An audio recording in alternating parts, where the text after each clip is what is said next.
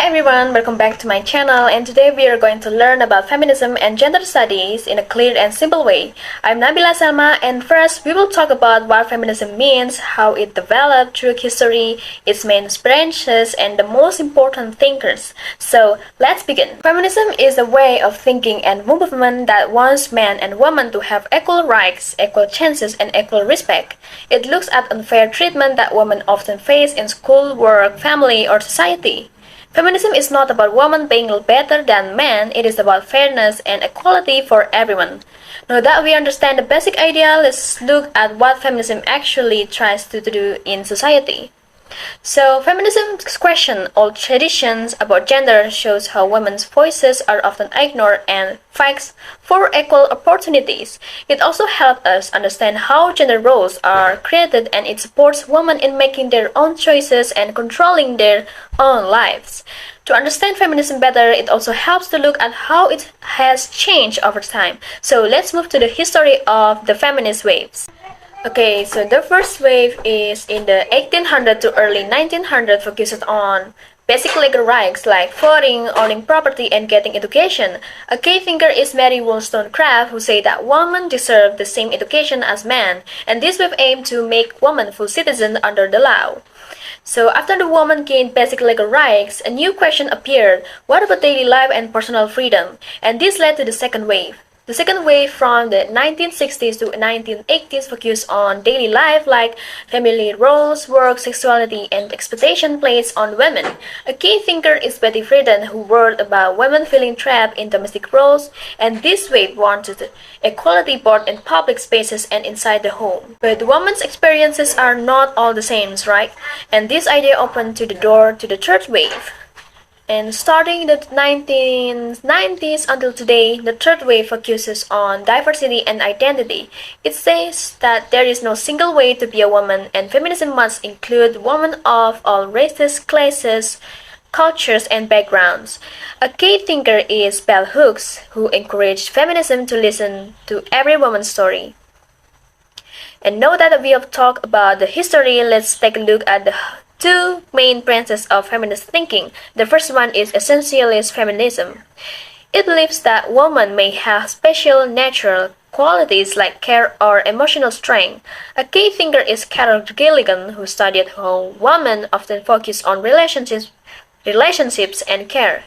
This branch values women's natural strength, and on the other hand, some feminists believe gender comes from society, not nature, and this brings us to the second branch, which is constructivist feminism. So, it says that gender is created by culture and society, not by biology. A key thinker is Judith Butler, who explained that gender is something that we perform through our action and behavior. This means gender roles can change because they are learned, not fixed. Now that we have seen the main branches, let's take a look at some important feminist thinkers and the ideas that they gave us. The first one is intersectional feminism by Bell Hooks.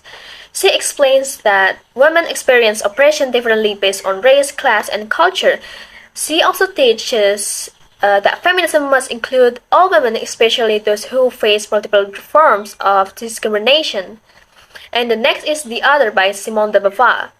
She says society treats women as the other or less important than men. She argues that women are not born this way, and society teaches them these roles. And women should have the freedom to define themselves. Next is Marxist feminism by Silvia Federici. She explains that women's unpaid housework is real labor that supports the entire economy, but it is not valued. She argues that recognizing and respecting this work is important for women's independence. And the last one is Patriarchy by Kat Millett. She describes patriarchy as a system that gives men more power in both public and private life. She also explains that this system is created by society, not nature, and it can be changed. Let's take a look at the real research example. And the one that I choose is a Marxist feminist analysis of James Joyce's Evelyn by Raza et al. In 2023. So this paper applies a Marxist feminism to analyze the short story Evelyn, and their goal was to show how literature can reveal real-world oppression.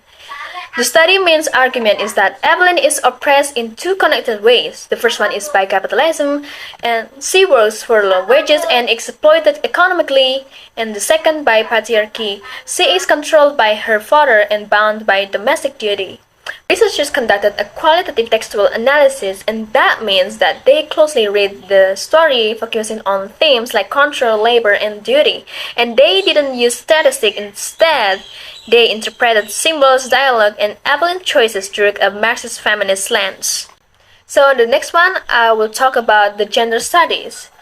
Gender studies is a field that looks at how society creates ideas about gender. It studies how people learn to act like masculine or feminine, how gender roles work, and how gender shapes our experiences.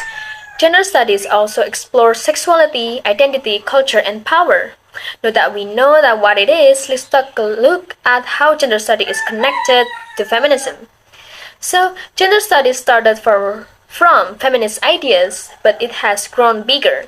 While feminism focuses on women's rights, gender studies all genders, women, men, non-binary people, and LGBTQ plus identities. So feminism is part of gender studies, but gender studies cover more topics about gender and identity.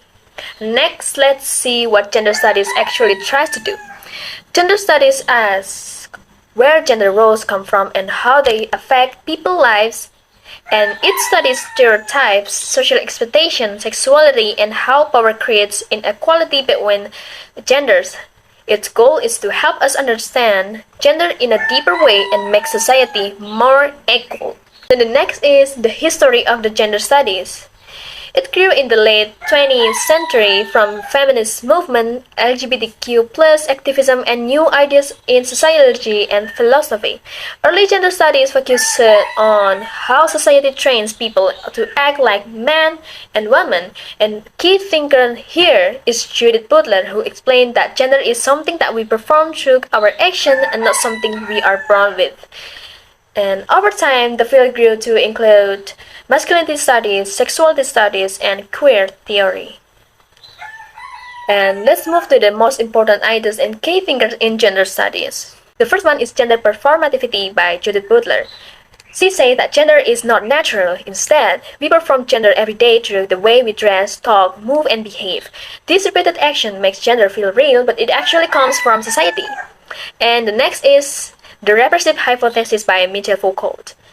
Michel Foucault explained that society does not truly silence sexuality. Instead, it makes people talk about it more through schools, medicine, psychology, and religion. And this talking creates rules about what is normal, which gives society power over sexuality. Next is hegemonic masculinity by Raven Connell.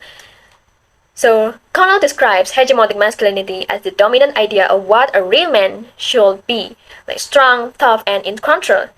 She shows that this ideal gives some men more power and push other men down. It also creates inequality between men and women. And the last is the sex or gender system by Gail Rubin.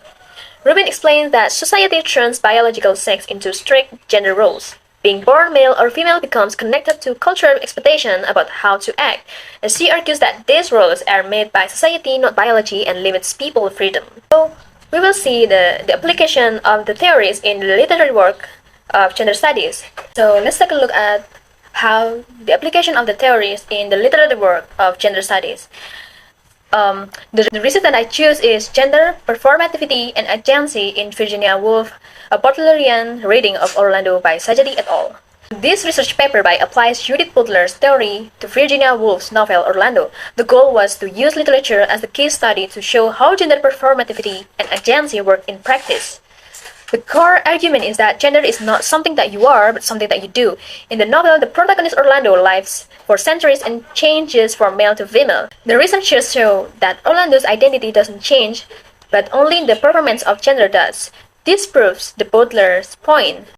Gender is constructed through repeated action, gesture, and clothing, not biology.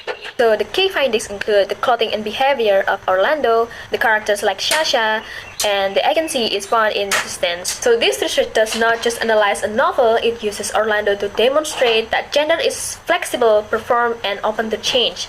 It shows that how academic theory can help us understand the power of everyday action in shaping who we are.